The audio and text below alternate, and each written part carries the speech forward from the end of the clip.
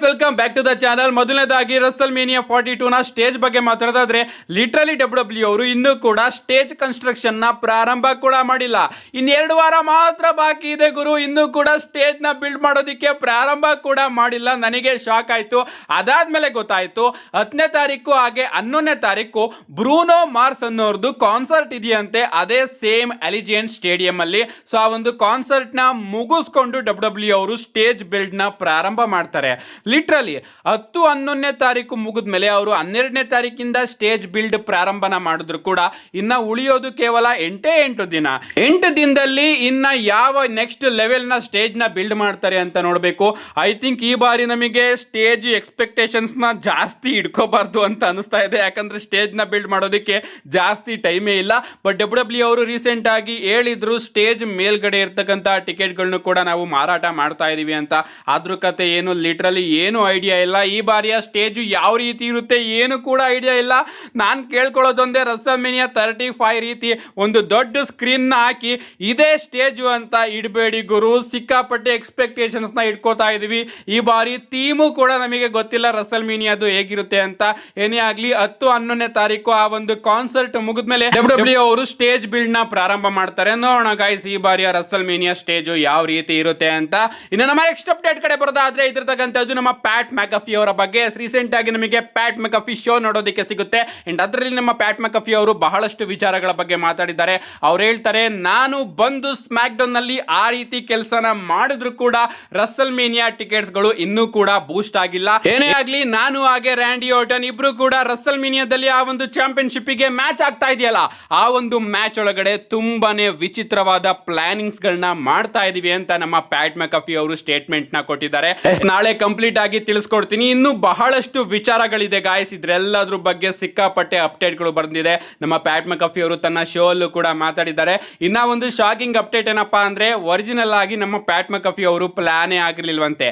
TKO ಅವರು ಮೊದಲು ಹೋಗಿ ನಮ್ಮ ಪ್ಯಾಟ್ ಮ್ಯಾಕಫಿ ಅವ್ರನ್ನ ಕೇಳಿದ್ರಂತೆ ಈ ರೀತಿ ಒಂದು ಆಂಗಲ್ ನ ನೀವು ಮಾಡಬೇಕು ಅಂತ. ಬಟ್ ಸ್ಟಾರ್ಟಿಂಗು ನಮ್ಮ ಪ್ಯಾಟ್ ಮ್ಯಾಕಫಿ ಅವರು ಅದನ್ನ ರಿಜೆಕ್ಟ್ ಮಾಡಿದ್ರಂತೆ. ಅಂಡ್ ಆಗ TKO ಅವರು ಬೇರೊಬ್ರನ್ನ ಹುಡ್ಕೋದಕ್ಕೆ ಹೋಗ್ತಾ ಇದ್ರಂತೆ. ಅಂಡ್ ಅದಾದ್ಮೇಲೆ ಪ್ಯಾಟ್ ಮ್ಯಾಕಫಿ ಅವರ ಜೊತೆನೆ ಡೀಲ್ ನ ಕ್ರ್ಯಾಕ್ ಮಾಡಾದ್ಮೇಲೆ ನಮ್ಮ ಪ್ಯಾಟ್ ಮ್ಯಾಕಫಿ ಅವರು ಸ್ಮ್ಯಾಕ್ ಡೌನ್ ನಲ್ಲಿ ಬಂದು ಆ ರೀತಿ ಆಂಗಲ್ ನ ಪ್ರಿಪೇರ್ ಮಾಡಿದ್ದಂತೆ. ಸ್ಟಾರ್ಟಿಂಗು ನಮ್ಮ ಪ್ಯಾಟ್ ಮ್ಯಾಕಫಿ ಅವರು ಒಪ್ಕೊಂಡಿರ್ಲಿಲ್ಲ. ಅದಾದ್ಮೇಲೆ ಯಾರ ಮಾತನೋ ಕೇಳಿ ನಮ್ಮ ಪ್ಯಾಟ್ ಮ್ಯಾಕಫಿ ಅವರು ಒಪ್ಕೊಂಡಿದ್ದಾರೆ. ಐ ಥಿಂಕ್ ರಾಕ್ ಅವರು ಹೇಳಿರ್ಬೇಕು ಪ್ಯಾಟ್ ಮ್ಯಾಕಫಿ ಅವರಿಗೆ ನೀನೇ ಮಾಡು ಸರಿ ಇರುತ್ತೆ ಅಂತ. ಏನೇ ಆಗ್ಲಿ ಈ ರೀತಿನೂ ಕೂಡ ಅಪ್ಡೇಟ್ಗಳು ಬರ್ತಾ ಇದೆ. ಸದ್ಯಕ್ಕೆ ಇದ್ರ ಬಗ್ಗೆ ಮಾತಾಡೋದಕ್ಕೆ ಬಹಳಷ್ಟು ವಿಚಾರ ಇದೆ. ನಾಳೆ ನಾನು ನಿಧಾನಕ್ಕೆ ಒಂದು ವಿಡಿಯೋನ ಮಾಡಿ ಇದ್ರ ಬಗ್ಗೆನೇ ಮಾತಾಡ್ತೀನಿ. ಇನ್ನು ನಮ್ಮ ನೆಕ್ಸ್ಟ್ ಅಪ್ಡೇಟ್ ಕಡೆ ಬರೋದಾದ್ರೆ ಇದ್ರತಕ್ಕಂಥದ್ದು ರಸಲ್ ಮೇನಿಯಾ 41 ನ ನೈಟ್ 1 ಹಾಗೆ ನೈಟ್ 2 ನ ಮ್ಯಾಚ್ ಕಾರ್ಡ್ ಬಗ್ಗೆ.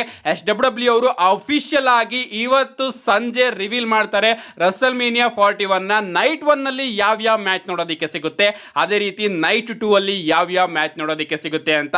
ಐ ಥಿಂಕ್ ಈ ಒಂದು ವಿಡಿಯೋನ ನೋಡೋ ಅಷ್ಟರಲ್ಲಿ ರಿವೀಲ್ ಆಗಿರ್ಬೋದು, ಅಥವಾ ಈ ಒಂದು ವಿಡಿಯೋ ಅಪ್ಲೋಡ್ ಆದ್ಮೇಲೆ ರಿವೀಲ್ ಆಗಬಹುದು. ಏನೇ ಆಗ್ಲಿ ನಾಳೆ ನಾನು ನಿಮ್ಗೆ ತಿಳಿಸ್ಕೊಡ್ತೀನಿ ರಸಲ್ ಮೇನಿಯಾ 42 ನ ನೈಟ್ 1 ನಲ್ಲಿ ಯಾವ ಮ್ಯಾಚ್ ನೋಡೋದಕ್ಕೆ ಸಿಗುತ್ತೆ, ಅದೇ ರೀತಿ ನೈಟ್ 2 ಅಲ್ಲಿ ಯಾವ ಮ್ಯಾಚ್ ನೋಡೋದಕ್ಕೆ ಸಿಗುತ್ತೆ ಅಂತ. ನಮ್ಮ ನೆಕ್ಸ್ಟ್ ಅಂಡ್ ಫೈನಲ್ ಅಪ್ಡೇಟ್ ಕಡೆ ಬರೋದಾದ್ರೆ ಇದಿರತಕ್ಕಂಥದ್ದು ನಮ್ಮ best in the world CM ಪಂಕ್ ಅವರ ಬಗ್ಗೆ. ಲಿಟ್ರಲಿ ಇವತ್ತಿನ ಮಂಡೇ ನೈಟ್ ರಲ್ಲಿ ನಮ್ಮ CM ಪಂಕ್ ಅವರು ಮಾಡಿದಂತಹ ಪೈಪ್ ಬಾಂಬ್ ಪ್ರೋಮೋ ಇದೆಯಲ್ಲ, ಅದು ಇಂಟರ್ನೆಟ್ ಅಲ್ಲಿ ಸಿಕ್ಕಾಪಟ್ಟೆ ಟ್ರೆಂಡ್ ಆಗ್ತಾ ಇದೆ. ಅಷ್ಟೇ ಅಲ್ಲ, ನಮ್ಮ Pat McAfee, Rock, Roman Reigns, Vince McMahon ಇವರೆಲ್ಲರೂ ಕೂಡ ಟ್ರೆಂಡಿಂಗ್ ಅಲ್ಲಿ ಇದ್ದಾರೆ ಅಂತ ಹೇಳ್ಬೇಕು. ಯಾಕಂದ್ರೆ ನಮ್ಮ CM ಪಂಕ್ ಅವರು ರಿಯಲ್ ಆಗಿ ಬಂದು TKO group, Rock, Vince McMahon, Pat McAfee, Roman Reigns ಇವರೆಲ್ಲರ ಬಗ್ಗೆನೂ ಕೂಡ ಮಾತಾಡಿದ್ದಾರೆ. ಅಂಡ್ ನಮ್ಮ CM ಪಂಕ್ ಅವರು ಹೇಳಿದಂತಹ ಒಂದೊಂದು ಮಾತು ಕೂಡ ನಿಜ. ಮೊದಲನೇದಾಗಿ ಅವರು ವಿನ್ಸ್ ಮಿಕ್ಮ್ಯಾನ್ ಅವರ ಬಗ್ಗೆ ಮಾತಾಡ್ತಾ, ರೋಮನ್ ರೈನ್ಸ್ ನಿನ್ನ ವಿನ್ಸ್ ಮಿಕ್ಮ್ಯಾನ್ ಅವರು ಈ ಒಂದು ಬಿಸ್ನೆಸ್ ಗೆ ಕರ್ಕೊಂಡು ಬಂದಿದ್ರು, ಬಟ್ ನಾನಿಲ್ಲಿ ಒಬ್ಬಂಟಿಯಾಗಿ ಬಂದೆ. ಎಸ್, ಯಾವ ವಿನ್ಸ್ ಮಿಕ್ಮ್ಯಾನ್ ಅವರಿಗೋಸ್ಕರ ನೀನು ನಾಯಿಯ ಫುಡ್ ನು ಕೂಡ ತಿಂದಿದ್ದು, ಅದೇ ವಿನ್ಸ್ ಮಿಕ್ಮ್ಯಾನ್ ನನ್ನನ್ನು ಕೂಡ ನಾಯಿ ತರ ನೋಡೋದಕ್ಕೆ ಶುರು ಮಾಡ್ದ. ಅಂಡ್ ಆಗ ನಾನು ಈ ಒಂದು ಕಂಪನಿಯಿಂದನೇ ಹೊರಗಡೆ ಹೋಗಿದ್ದೆ ಅಂತ ನಮ್ಮ CM ಪಂಕ್ ಅವರು ಹೇಳ್ತಾರೆ. ಇಲ್ಲಿ ಅವರು ವಿನ್ಸ್ ಮಿಕ್ಮ್ಯಾನ್ ಅವರ ನೇಮ್ ನ ತಗೊಳ್ಳೋದಿಲ್ಲ, ಬದಲಿಗೆ ಓಲ್ಡ್ ಮ್ಯಾನ್ ಅಂತ ತಗೋತಾರೆ. ಅಂಡ್ ಓಲ್ಡ್ ಮ್ಯಾನ್ ಯಾರು ಅಂತ ನಿಮಗೆ ಗೊತ್ತಿರಬಹುದು, ವಿನ್ಸ್ ಮಿಕ್ಮ್ಯಾನ್. ಅಂಡ್ ರೋಮನ್ ರೈನ್ಸ್ ಅವರ ಆ ಒಂದು ಡಾಗ್ ಫುಡ್ ಸೆಗ್ಮೆಂಟ್ ನಿಮ್ಮೆಲ್ಲರಿಗೂ ಕೂಡ ಗೊತ್ತೇ ಇರಬಹುದು. ಬೇರಿಂಗ್ ಕಾರ್ಬಿನ್ ಅವರೆಲ್ಲ ಸೇರ್ಕೊಂಡು ರೋಮನ್ ರೈನ್ಸ್ ಅವರಿಗೆ ನಾಯಿ ಫುಡ್ ಇನ್ನ ಹಾಕ್ಬಿಟ್ಟಿದ್ರು ಅಂತಾನೆ ಹೇಳ್ಬೇಕು. ಆ ಒಂದು ಸೆಗ್ಮೆಂಟ್ ಬಗ್ಗೆ ನಮ್ಮ CM ಪಂಕ್ ಅವರು ಮಾತಾಡ್ತಾರೆ. ಅಷ್ಟೇ ಅಲ್ಲ, ರಾಕ್ ಅವರ ಬಗ್ಗೆ ಮಾತಾಡ್ತಾ, ನೀನು ಇಲ್ಲಿ ರಾಕ್ ಅವರ ರೀತಿ ಆಕ್ಟ್ ಮಾಡೋದಕ್ಕೆ ಬಂದಿದ್ಯಾ, ಬಟ್ ನೀನು ಯಾವತ್ತೂ ಕೂಡ ರಾಕ್ ಆಗೋದಿಲ್ಲ. ಯಾಕಂದ್ರೆ ರಾಕ್ ರಾಕ್ ನಿನ್ಗಿಂತನೂ ಕೂಡ ಹಾಲಿವುಡ್ ಸ್ಟಾರು, ಸಾರಿ ಅವನು ಹಾಲಿವುಡ್ ಸ್ಟಾರ್ ಆಗಿದ್ದ ಅಂತ ಹೇಳ್ತಾರೆ. ಅಷ್ಟೇ ಅಲ್ಲ, ನನ್ನ ಬಳಿ ನಿನ್ ರೀತಿ ಬೋರ್ಡ್ ಆಫ್ ಡೈರೆಕ್ಟರ್ ಅಲ್ಲಿ ನನ್ನ ಕಸನ್ ಇಲ್ಲ ಅಂತ ಹೇಳ್ತಾರೆ. ನಿಮ್ಗೆ ಗೊತ್ತಿರಬಹುದು, ರಾಕ್ ಅವರು ಬೋರ್ಡ್ ಆಫ್ ಡೈರೆಕ್ಟರ್ ನ ಮೆಂಬರು. ಆ ರೀತಿ ನನ್ನ ಬಳಿ ಯಾವುದೇ ರೀತಿಯ ಕಸನ್ ಇಲ್ಲ ಅಂತ ಹೇಳ್ತಾರೆ. ಇನ್ನ TKO ಬಗ್ಗೆನೂ ಕೂಡ ಮಾತಾಡ್ತಾ, ಪ್ಯಾಟ್ ಮೆಕಫಿ ನನಗೆ ಗೊತ್ತು, TKO ಅವರು ನಿನ್ನನ್ನ ಕಳಿಸಿ ಆ ರೀತಿ ಸ್ಟೇಟ್ಮೆಂಟ್ ಗಳನ್ನ ನಿನ್ನ ಕೈಯಲ್ಲಿ ಕೊಡಿಸಿದ್ರು, ಅವ್ರನ್ನೇ ಹೋಗಿ ಕೇಳು. ರಸಲ್ ಮೀನಿಯಾಗೆ ಟಿಕೆಟ್ಗಳು ಮಾರಾಟ ಆಗಬೇಕು ಅಂದ್ರೆ ಟಿಕೆಟ್ಗಳ ಬೆಲೆ ಕಮ್ಮಿ ಆಗಬೇಕು, ಆಗ ಮಾತ್ರ ಮಾರಾಟ ಆಗೋದಕ್ಕೆ ಸಾಧ್ಯ ಅಂತ ನಮ್ಮ CM ಪಂಕ್ ಅವರು ಇಲ್ಲಿ TKO ಬಗ್ಗೆನೂ ಕೂಡ ಸ್ಟೇಟ್ಮೆಂಟ್ ನ ಕೊಟ್ಟಿದ್ದಾರೆ. ಲಿಟರಲಿ ನಮ್ಮ ಟ್ರಿಪಲ್ ಎಚ್ ಅವರು ಇಲ್ಲಿ ಫುಲ್ ಫ್ರೀಡಮ್ ನ ಕೊಟ್ಟಿದ್ದಾರೆ ಅಂತಾನೆ ಹೇಳ್ಬೇಕು ಕೋಡಿ ರೋಡ್ಸ್ ಹಾಗೆ CM ಪಂಕ್ ಅವರಿಗೆ. ನೀವು ಹೋಗಿ ಏನ್ ಬೇಕೋ ಅದನ್ನ ಮಾತಾಡಿ ಅಂತ. ಅದಕ್ಕೋಸ್ಕರನೇ ಸ್ಮ್ಯಾಕ್ ಡೌನ್ ನಲ್ಲಿ ನಮ್ಮ ಕೋಡಿ ರೋಡ್ಸ್ ಅವರು ಬಂದು ಸ್ಟೇಟ್ಮೆಂಟ್ ನ ಕೊಟ್ಟರು. ಪ್ಯಾಟ್ ಮೆಕಫಿ ನಿನ್ನನ್ನ ಯಾರು ಕಳಿಸಿದಾರೋ ಅವರಿಗೆ ಹೋಗಿ ಹೇಳು, ನೀನು ಹಾಗೆ ಅವರು ಬಂದು ನನ್ನ ಆಸ್ ನ ಕಿಸ್ ಮಾಡಿ ಅಂತ. ಅಂಡ್ ಇವತ್ತು ನಮ್ಮ CM ಪಂಕ್ ಅವರು ಪ್ಯಾಟ್ ಮೆಕಫಿ ಅವರು ಹೇಳಿದ್ರಲ್ಲ, ಈ ಒಂದು ಬಿಸ್ನೆಸ್ ಸರಿಯಾಗಿ ಆಗ್ತಾ ಇಲ್ಲ, ಈ ಒಂದು ಬಿಸ್ನೆಸ್ ಅಲ್ಲಿ ರ್ಯಾಂಡಿ ಅಂತಹ ಲೆಜೆಂಡ್ ಇದ್ರು ಕೂಡ 5.5 ಅಡಿ ಇರ್ತಕ್ಕಂತಹ ಇಬ್ರು ಯಾವಾಗ್ಲೂ ಕೂಡ ರೆಸಲ್ ಮಾಡ್ತಾ ಇರ್ತಾರೆ. And Kodi roads as champion ಒಳ್ಳೆ ಕೆಲಸನ ಮಾಡ್ತಾ ಇಲ್ಲ, ಅದಕ್ಕೋಸ್ಕರ ರಸಲ್ ಮೀನಿಯಾಗೆ ಟಿಕೆಟ್ಗಳು ಮಾರಾಟ ಆಗ್ತಾ ಇಲ್ಲ, ಸ್ಮ್ಯಾಕ್ ಡೌನ್ ರೇಟಿಂಗ್ಸ್ ಸಿಕ್ಕಾಪಟ್ಟೆ ಕಮ್ಮಿ ಬರ್ತಾ ಇದೆ ಅಂತ ನಮ್ಮ ಪ್ಯಾಟ್ ಮೆಕಫಿ ಅವರು ಸ್ಟೇಟ್ಮೆಂಟ್ ನ ಕೊಟ್ಟಿದ್ರು. ಅಂಡ್ ಆ ಎಲ್ಲಾ ಸ್ಟೇಟ್ಮೆಂಟ್ಗೂ ಕೂಡ ನಮ್ಮ CM ಪಂಕ್ ಅವರು ರಸಲ್ ಮೀನಿಯಾಗೆ ಟಿಕೆಟ್ಗಳು ಮಾರಾಟ ಆಗ್ತಾ ಇಲ್ಲ ಅಂತ ಹೇಳಿದ್ಯಾ ಅಲ್ವಾ, ನಿನ್ನನ್ನ ಯಾವ ಏಜೆಂಟ್ ಕಳಿಸಿದನೋ ಅವನಿಗೆ ಹೋಗಿ ಹೇಳು ರಸಲ್ ಮೇನಿಯಾ ಟಿಕೆಟ್ ಬೆಲೆನ ಕಮ್ಮಿ ಮಾಡೋದಕ್ಕೆ ಅಂತ ನಮ್ಮ CM ಪಂಕ್ ಅವರು ಸ್ಟೇಟ್ಮೆಂಟ್ ನ ಕೊಡ್ತಾರೆ. ಅಂಡ್ ಈಗ ಫ್ಯಾನ್ಸ್ ಗಳಿಗೆ ಗೊತ್ತಾಗ್ತಾ ಇದೆ ರಸಲ್ ಮೇನಿಯಾ ಟಿಕೆಟ್ ಬೆಲೆಗೆ ಹಾಗೆ ಟ್ರಿಪಲ್ ಎಚ್ ಅವರಿಗೆ ಯಾವುದೇ ರೀತಿಯ ಸಂಬಂಧ ಇಲ್ಲ ಅಂತ. ಅದಕ್ಕೋಸ್ಕರ ಫ್ಯಾನ್ಸ್ ಗಳು ಟ್ರಿಪಲ್ ಎಚ್ ಅವ್ರನ್ನ ಬೂ ಮಾಡ್ತಾ ಇದ್ರು. ಬಟ್ ಇವತ್ತು ಮಂಡೇ ನೈಟ್ ಅಲ್ಲಿ ಫ್ಯಾನ್ಸ್ ಗಳು ಟ್ರಿಪಲ್ ಎಚ್ ಅವರಿಗೆ ಒಳ್ಳೆಯ ರಿಯಾಕ್ಷನ್ ಕೊಡ್ತಾರೆ. ಯಾಕಂದ್ರೆ ನಮ್ಮ CM ಪಂಕ್ ಅವರು ಇಲ್ಲಿ TKO ಗ್ರೂಪ್ ಅವ್ರನ್ನೇ ಅಫಿಷಿಯಲ್ ಆಗಿ ಎಳೆದಿದ್ರು ಅಂತಾನೆ ಹೇಳ್ಬೇಕು. ಏನೇ ಆಗ್ಲಿ, ಆಗಿಂದನೂ ಕೂಡ ನಾನು ಹೇಳ್ತಾ ಇದ್ದೆ, ಶೋನ ಯಾವ ರೀತಿ ಬುಕ್ ಮಾಡಬೇಕು, ಯಾವ ರೀತಿ ಸ್ಟೋರಿ ಲೈನ್ ನ ತಗೊಂಡು ಬರಬೇಕು, ಯಾವ್ಯಾವ ಸೂಪರ್ ಸ್ಟಾರ್ ನ ಯಾವ್ಯಾವ ರೀತಿ ಬುಕ್ ಮಾಡಬೇಕು ಅನ್ನೋದು ಮಾತ್ರ ನಮ್ಮ ಟ್ರಿಪಲ್ ಎಚ್ ಅವರ ಕಂಟ್ರೋಲ್ ಅಲ್ಲಿ ಇರುತ್ತೆ. ಸೀಟಿಂಗ್ ಕೆಪಾಸಿಟಿ ಆಗಿರ್ಬೋದು, ಟಿಕೆಟ್ ಪ್ರೈಸ್ ಆಗಿರ್ಬೋದು, ಇದು ಯಾವುದು ಕೂಡ ನಮ್ಮ ಟ್ರಿಪಲ್ ಎಚ್ ಅವರಿಗೆ ಸಂಬಂಧಪಟ್ಟಿದ್ದಲ್ಲ. ಇದೆಲ್ಲವೂ ಕೂಡ TKO ಗ್ರೂಪ್ ಅವರಿಗೆ ಸಂಬಂಧಪಟ್ಟಿದ್ದು ಅಂತ ನಾನು ತುಂಬಾ ಬಾರಿ ಹೇಳಿದ್ದೀನಿ. ಅದನ್ನೇ ನಮ್ಮ ಟ್ರಿಪಲ್ ಎಚ್ ಅವರ ಪರವಾಗಿ ಇಲ್ಲಿ ನಮ್ಮ CM ಪಂಕ್ ಅವರು ಕೂಡ ಹೇಳಿದ್ದಾರೆ. ಏನೇ ಆಗಲಿ, ಈಗ WWE ವರ್ಸಸ್ TKO ಕ್ಲಿಯರ್ ಆಗಿ ನಮಗೆ ನೋಡೋದಕ್ಕೆ ಸಿಗ್ತಾ ಇದೆ.